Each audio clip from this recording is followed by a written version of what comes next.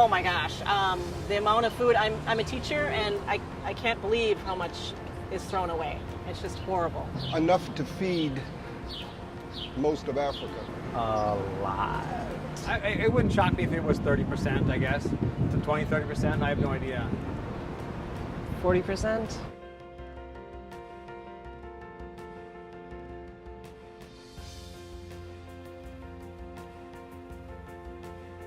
I don't know. Is it a B with a billion with a B or a T with a trillion?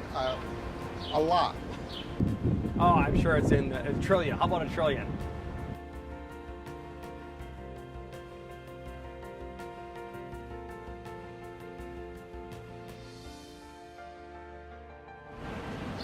I'm going to say the consumer level.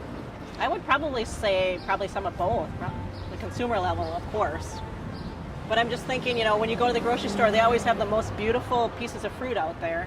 And what do they do with all the ones that are not, you know, that don't look as nice? I think the consumer level.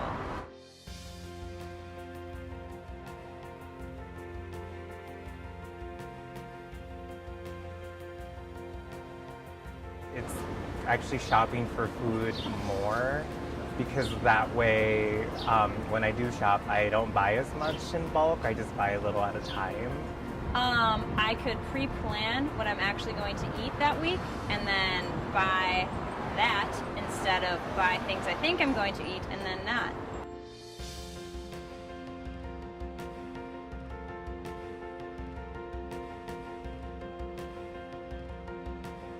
Well, I know there's a lot of food loss in this world.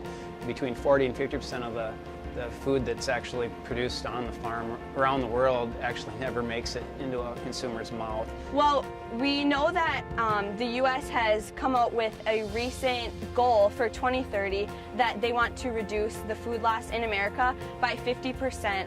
I also think with the lifestyle we have, a lot of people, they maybe go to the supermarket and buy way more. Our eyes seem to always be bigger than our stomachs, and I'm a culprit of that. Several different factors cause food loss. Probably chief among them is equipment. Anytime you mechanically harvest anything, you're going to have some harvest loss. Weather causes a lot of problems. You know, a lot of times either it's too wet or too dry. Insects or natural disasters, what would cause food loss? I think inherently farmers tend to be conservative people and try to minimize that loss of food, because a loss of food is a loss of profit.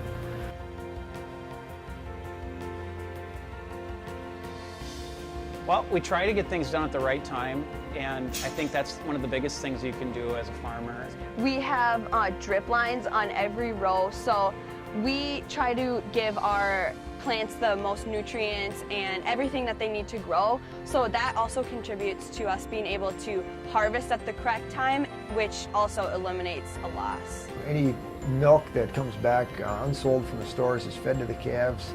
Anything the calves can't drink goes to the neighbor's pigs. So all of it is consumed by a living being at some point, either a human, or calf, or a pig.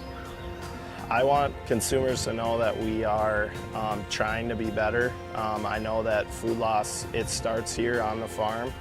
This is the first stop before, you know, it goes to processing and goes further to your dinner table. So it's not just the consumer to blame for food waste. Farmers definitely have a step in that, and we're doing everything in our power to be better at conserving food.